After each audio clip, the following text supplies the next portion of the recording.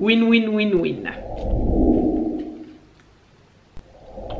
Good morning YouTube. On se retrouve aujourd'hui pour une nouvelle vidéo sur la nutrition. C'est la vidéo numéro 7 ou 8, je pense plutôt 7.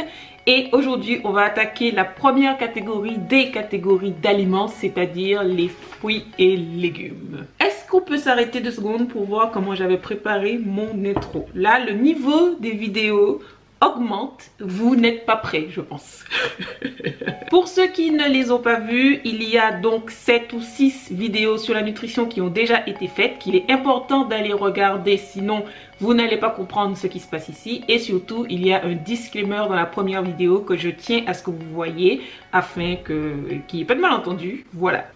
Pour ceux qui se souviennent du mind map, tout le monde je pense, du mind map qu'on avait fait dans la dernière vidéo, on avait fait un mind map avec les catégories d'aliments et les composantes principales de chaque catégorie d'aliments. Donc pour les fruits et légumes, on avait vu qu'ils étaient pauvres en macronutriments, pauvres en glucides, protéines et lipides, mais qui contenaient une grande quantité de fibres, de vitamines, de minéraux et d'eau. De façon générale, les fruits et légumes, même s'il y a, comme j'ai dit, beaucoup de minéraux et de vitamines, c'est la quasi seule source d'une certaine vitamine qui est super importante. C'est une vitamine qui est hydrosoluble. Au départ, c'est la vitamine, la mer noire, c'est la vitamine C. Ce que j'ai voulu faire dans cette vidéo, c'est essayer un petit peu de classer les fruits et légumes, enfin surtout les légumes, en catégories de légumes que je pense qu'il faut essayer de consommer tous les jours ou le plus régulièrement possible. On va voir pour chacune des catégories que j'ai choisi les vitamines, les minéraux qu'il y a dedans, et on va voir des exemples ainsi que le meilleur mode de consommation / cuisson. Without further ado, première catégorie. La première catégorie de légumes qu'on va voir, c'est la catégorie des légumes feuilles. Surprise! Les légumes feuilles, comme le nom l'indique, c'est toutes les feuilles qu'on mange. Donc il y a bien évidemment toutes les salades, genre cresson, roquette, scarole, laitue, etc. La liste est longue. Mais il y a aussi les autres feuilles comme les épinards par exemple, les choux, tous les choux, choux rouges, choux chinois, choux kale, toutes les feuilles de choux. Et quoi d'autre, la blette par exemple, toutes les feuilles quoi. Si vous mangez une feuille, c'est que vous mangez un légume feuille. Voilà, ça ne peut pas être plus clair. Pourquoi c'est super les légumes feuilles? Parce que les légumes feuilles, ils sont bien évidemment riches en fibres. Ils sont riches aussi par rapport au ratio, vous savez, calories, protéines. Il y a beaucoup de protéines. Bon, c'est pas... Je sais pas pourquoi j'ai dit ça, parce qu'au final, il faudrait quand même manger énormément de légumes feuilles pour avoir son quota de protéines. Mais voilà, c'est... Au passage, je vous le dis. Sinon, il y a surtout, dans la plupart des légumes feuilles, beaucoup de fer, beaucoup de calcium. Et vous savez que ce sont des micronutriments qui sont en général difficiles à avoir dans une alimentation, quelle qu'elle soit. On y trouve aussi beaucoup de vitamine C, donc comme beaucoup de fruits et légumes, mais aussi des caroténoïdes, je sais pas pourquoi je dis karaté. Les caroténoïdes, c'est-à-dire les précurseurs de la vitamine A. Donc ça, c'est plutôt cool. Il y a aussi beaucoup de vitamine K en général. J'ai beaucoup hésité avant de choisir quels légumes feuilles j'allais mettre en avant parce qu'il y en a tellement qui sont tellement intéressants. C'était trop dur de choisir. Mais j'ai pris les épinards parce que les épinards, en plus de tout ça, ils contiennent aussi d'autres micronutriments comme le zinc, le phosphore, le magnésium. Les épinards, c'est un super aliment quoi. Donc dès que vous voyez des épinards, il faut en acheter. La meilleure façon de consommer les légumes feuilles, je pense que c'est ce que vous faites déjà pour la plupart, c'est de les consommer crus. Il y a de la vitamine C qui est hyper sensible, c'est la vitamine la plus sensible, elle est sensible à la chaleur, en plus c'est une vitamine qui est hydrosoluble, donc elle va se perdre dans votre eau de cuisson. C'est vraiment, voilà, la vitamine C pour la préserver, c'est cru, c'est ça le mieux, c'est celle qui est le plus fragile. J'ai déjà dit ça, non? Ensuite, c'est pareil pour les minéraux se perdent dans l'eau de cuisson. Bref, cru, c'est mieux. Bien évidemment, si vous avez du mal à les consommer crus, vous pouvez les cuire rapidement au wok, par exemple, des cuissons qui sont rapides de façon à ce que ça reste quand même croquant.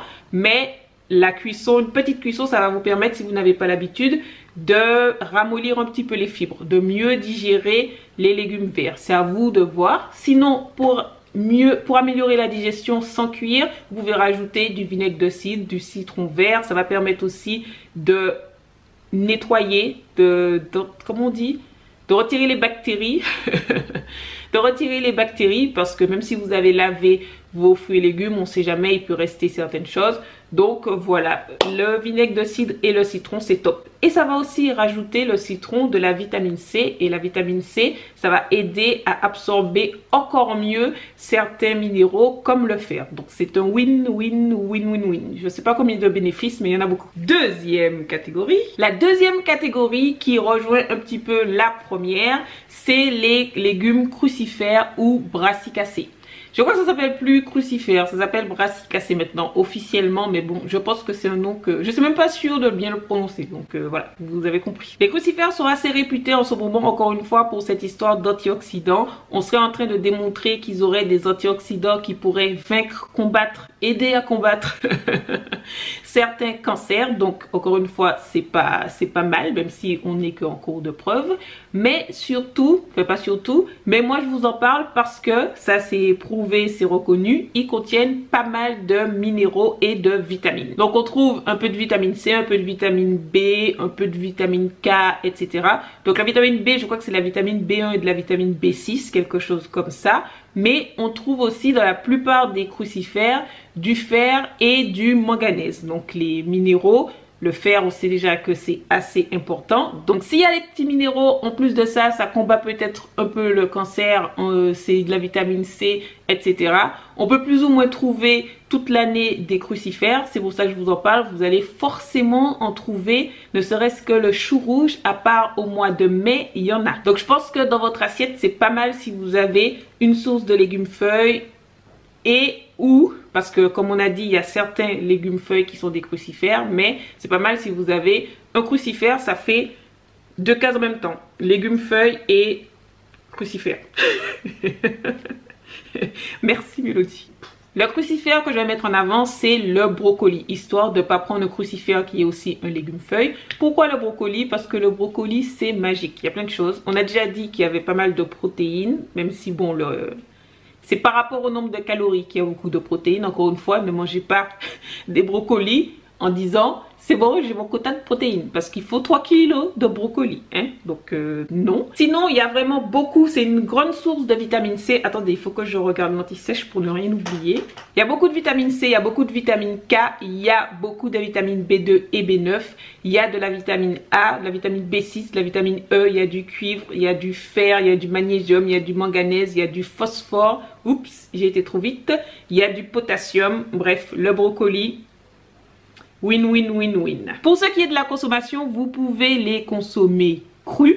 Par contre, c'est un petit peu plus difficile en général à digérer pour certaines personnes que dans le cas juste des légumes feuilles, juste les petites feuilles. Dans ce cas, je vous conseille la cuisson rapide au wok ou la cuisson vapeur aussi extrêmement rapide à 100 degrés, même pas, jusqu'à ce que vous voyez que ça prend une couleur qui est assez vive. Il faut que ça reste croquant, comme on a dit, pour conserver au maximum les vitamines et les minéraux. Troisième catégorie. La troisième catégorie de légumes que on va voir, c'est les tubercules. Donc les légumes racines. Qu'est-ce que c'est? Les tubercules, c'est les légumes qui, les bulbes, la partie qui pousse dans la terre. C'est en général un peu la réserve d'énergie du légume. Puisqu'après, il y a les fans, vous voyez, les carottes, fans de carottes. Je sais pas pourquoi ça me fait rire. Radis, fan de radis, etc. Bon, les pommes de terre aussi, il y a des feuilles, mais on les mange pas. En général, on sait même pas que ça existe. Pareil pour la patate douce. Il y a quoi d'autre? Il y a la betterave aussi comme tubercule. Je pense que vous voyez à peu près c'est quoi les tubercules. Alors les tubercules ont assez mauvaise réputation parce que comme on a dit, c'est la réserve d'énergie. Donc ils ont en général plus de glucides que les autres légumes. Ça qui fait pousser la plante quoi. Néanmoins, c'est vraiment pas mal parce que grâce à ces glucides, ça fait que ils ont un pouvoir qui est assez rassasiant si on contrôle bien la cuisson. Ils sont en général aussi riches en fibres comme tous les légumes et ils contiennent également des minéraux importants et des vitamines. Comme c'est assez particulier, vous voyez la carotte ça ressemble pas à la pomme de terre, qui ressemble pas au radis, qui ressemble pas à la betterave. Donc il y a un peu de tout dans les légumes, les tubercules. Néanmoins, on va faire un petit exemple avec mon légume racine préféré qui est la patate douce. Dans la patate douce, on trouve du bêta-carotène évidemment puisque c'est orange, bêta-carotène, carotte, ça vient de là. Le bêta-carotène, c'est le fameux précurseur de la vitamine A, mais on trouve aussi de la vitamine A tout simplement dans la patate douce et je pense que c'est l'une des meilleures sources, que je ne dise pas de bêtises, il faudrait que je vérifie, je vous dirai là si j'ai dit une bêtise, mais c'est l'une des meilleures sources végétale de vitamine A et ça c'est plutôt cool. En plus de la vitamine A, on va trouver dans la patate douce des vitamines du groupe B, donc B2, B5, B6 si je dis pas de bêtises. On va trouver un petit peu de vitamine C, attention encore une fois à la cuisson, mais on va trouver aussi également des minéraux comme le cuivre et le manganèse en quantité assez importante. Et ça, c'est encore plus cool. Le meilleur mode de consommation des tubercules, c'est lorsque c'est possible de les manger crus, puisqu'encore une fois, ça va éviter de modifier, d'accélérer l'absorption des glucides, de modifier la molécule de glucides et de faire que ça soit absorbé rapidement. Donc, par exemple, les carottes, ça peut se manger cru. La betterave, ça peut se manger cru. C'est à peu près tout. Le radis, ça peut se manger cru. Et ensuite, le meilleur type de cuisson, c'est la cuisson vapeur. La cuisson au four, qui est évidemment la meilleure cuisson, qui donne le meilleur goût, eh bien, elle est à ne pas faire trop souvent, étant donné que ça va vraiment changer. C'est une cuisson qui est longue, c'est une cuisson qui est souvent à forte température, donc ça va modifier la structure des glucides, ça augmente l'indice glycémique. Quatrième catégorie. La quatrième catégorie que je vais mentionner, c'est la catégorie un petit peu subsidiaire des fruits et légumes de couleur. Des légumes de couleur surtout, puisqu'on est dans les légumes et que les fruits ont souvent de la couleur. Bref, par là j'entends, il y a deux catégories principales. Donc c'est les fruits et légumes qui sont jaunes, orange, rouge. Vous voyez souvent ça, c'est le signe qu'il y a du bêta-carotène, un antioxydant qui donc se transforme en vitamine A. Si vous n'avez pas compris ça, moi j'abandonne les vidéos hein, si c'est pas clair pour la vitamine A. Ensuite, pour ce qui est de la couleur rouge, c'est surtout le lycopène, même s'il y a aussi un petit peu de bêta-carotène. Donc on peut par exemple citer la tomate. Chaque couleur, chaque teinte, chaque nuance définit un antioxydant et chaque antioxydant a une propriété protectrice de quelque chose qu'on est en train d'essayer de prouver. Donc c'est pas mal d'avoir de la couleur dans l'assiette. Ça veut pas dire que c'est essentiel, mais c'est toujours un plus d'avoir une protection contre quelque chose. On est d'accord. Cinquième catégorie. La cinquième catégorie que je voudrais mentionner, c'est la catégorie, je vais tout mettre dans le même panier parce que sinon on va pas finir la vidéo, même si c'est pas exactement pareil, mais c'est les plantes aromatiques, l'ail, l'oignon, etc. Donc pourquoi je mets tout dans le même panier? Parce que c'est des choses qui vont relever, qui vont donner du goût, même si les principes actifs ne sont pas les mêmes. Et je dirais que c'est toujours bien d'avoir ail, oignon et une plante aromatique, parce que l'ail, l'oignon, donc il y a pas mal d'antioxydants, de composés soufrés, il y a beaucoup de bienfaits qui sont même antibactériens, etc., qui sont reconnus. Donc c'est toujours bon à mettre, surtout que le goût, mais le goût, c'est trop bon. L'ail, c'est mieux de le consommer cru, néanmoins, bon, ben pour la laine et compagnie, c'est pas le mieux. Heureusement, il y a les plantes aromatiques comme le persil qui, en plus d'apporter du goût, d'apporter du fer par exemple dans le persil, ça permet de capturer les composés qui donnent la mauvaise haleine. Parce qu'en fait, la mauvaise haleine à cause de l'ail, ça vient pas de la bouche, ça vient de l'estomac. Donc quand vous mangez du persil, ça permet de capturer et ça fait que vous avez une haleine so fresh alors que vous avez mangé de l'ail cru, vous voyez? Dans cette catégorie des plantes, enfin c'est pas vraiment la catégorie plantes aromatiques, mais dans la catégorie de l'ail, l'oignon, et même dans la sous-famille de l'oignon, si je dis pas de bêtises, si c'est ça en fait, il y a le poireau. Le poireau, donc c'est un légume qui fait partie de la même famille que l'oignon. Voilà, comme j'avais un poireau, là je voulais juste le dire. J'en ai même 3 des poireaux. Sixième catégorie. La sixième famille, c'est la famille des champignons. Les champignons, c'est pas des légumes, c'est des champignons. En fait, en gros, comme son nom l'indique, en général, ça pousse sur une certaine surface où c'est des champignons quoi. Vraiment, essayez de ne pas penser champignons légumes, mais de penser champignons comme vous pouvez avoir sur la peau, c'est assez dégueulasse en fait comme truc. Néanmoins, ça fait que ça prend les nutriments souvent du sol de la surface sur laquelle ça pousse, donc du sol dans lequel ça pousse, etc. Donc il y a pas mal de nutriments dans les champignons et il y en a même qui contiennent de la vitamine D, puisque ça absorbe tout les champignons. C'est des champignons, ça absorbe la vitamine D du soleil. Certains champignons, ne me faites pas dire ce que je n'ai pas dit. C'est juste pour vous dire que les champignons, vous pouvez trouver pas mal de micronutriments dedans, de minéraux dedans surtout, et même un petit peu de vitamine D. En plus, ça donne du goût, donc ne pas se priver de champignons. C'est top. 7e catégorie. La 7e catégorie, c'est la catégorie des algues. Les algues, c'est pas mal. C'est les plantes en gros qui poussent dans la mer. Donc wakame, dulce, je sais pas si je prononce bien, mais dulce, peu importe. Toutes ces choses un peu bizarres que vous allez trouver en magasin bio. C'est assez important parce que on va y trouver l'iode. Donc l'iode, c'est un minéral qui est essentiel. On peut trouver aussi plein d'autres choses comme des vitamines et des minéraux. En grande quantité vraiment. Le problème c'est qu'il y a cette histoire de pollution quoi. Un peu comme pour les poissons. Ça dépend de vous mais c'est bon à savoir quoi. Je sais pas. J'ai voulu en parler. Voilà. Pour récapituler, les fruits et légumes, je vous conseille d'en consommer tous les jours. Tous les jours essayer de consommer des légumes feuilles et ou des crucifères, de ne pas mettre de côté les légumes racines, d'essayer de les cuire à la vapeur au maximum. Ça ne veut pas dire qu'il faut pas, en fait c'est des indications hein, ce que je donne, ça veut pas dire moi les frites au four j'en mange peut-être une fois par mois je dirais à peu près. Je mange pas que ça dans mon assiette, comme on a dit quand on a fait la vidéo sur les glucides, c'est le total de l'assiette qui compte. Je vous donne juste des petites lignes de conduite, je vous informe des choses que j'ai apprises du mieux que je peux. Je dis aussi parfois peut-être des bêtises, je vous laisse aller vérifier.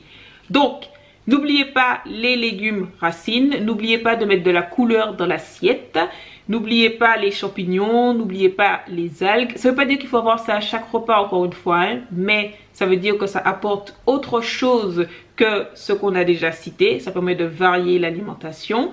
Et n'oubliez pas des fruits. Bon, ça semble assez évident, tous les fruits, de varier les fruits. Une dernière chose sur laquelle on va revenir après lorsqu'on fera les oléagineux, mais que je veux quand même mentionner maintenant, c'est que c'est pas mal de consommer vos légumes. Il faut toujours consommer vos légumes avec une source de gras. Ça permet en fait d'absorber mieux certains minéraux et surtout certaines vitamines qui sont liposolubles, oui. J'ai tellement dit hydrosolubles toute la vidéo que j'étais bloquée. Qui sont liposolubles et puis le gras c'est la vie. Surtout n'oubliez pas que à part la friture, vous avez vu que j'ai même pas mentionné, à part la friture, la meilleure façon de consommer des fruits et légumes, c'est la façon qui vous fera manger des fruits et légumes. Donc si c'est pas la meilleure façon que j'ai mentionnée dans la vidéo, ce n'est pas grave, c'est toujours mieux que rien, vraiment. Je vais arrêter cette vidéo maintenant, je vais aller ranger mon poireau ou l'utiliser parce qu'il commence à faire la tête. Ça j'ai pas dit aussi, mais essayez de ne pas laisser vos fruits et légumes traîner là comme ça pendant des jours parce que vous perdez des vitamines. Voilà, je vais donc arrêter cette vidéo maintenant. J'espère que ça vous a plu, j'espère que ça vous a donné des idées. Surtout je sais que il y avait plein d'informations malgré le fait qu'il n'y avait même pas la moitié des informations. Pas de panique, partez de ce que vous faites déjà et essayez un petit peu d'améliorer. Un peu c'est mieux que rien du tout. Pas non plus de panique à réfléchir des trucs compliqués. Vraiment, il faut juste retenir légumes feuilles et ou crucifères, de ne pas mettre de côté les légumes racines. Si vous avez des champignons, de ne pas hésiter, ça va vous apporter autre chose. De ne pas lésiner à chaque fois dans vos plats sur les plantes aromatiques, l'ail et l'oignon. De l'ail que je vais émincer, sinon je vais mourir quand je vais le manger. Et que si vous aviez envie d'essayer les algues, allez-y, c'est pas mal. Merci beaucoup d'avoir regardé cette vidéo, merci beaucoup d'être là. Un grand merci à tous ceux, je vais déposer le poireau. Un grand merci à tous ceux qui me soutiennent sur Tipeee et qui ont acheté mon e-book. Ça fait vraiment chaud au cœur. Merci beaucoup, c'est grâce à vous que je peux continuer. Et je vous dis à très vite pour une prochaine vidéo. Avant de partir, n'oubliez pas de regarder ma dernière vidéo qui est juste là. Du coup, on met un petit peu en pratique ce que je dis dans les vidéos sur la nutrition. C'est pas mal. Regardez en barre d'infos parce qu'il y a des réponses à plein de vos questions. Et laissez-moi un petit message si vous avez une question, si vous voulez me faire coucou. Ça fait toujours plaisir.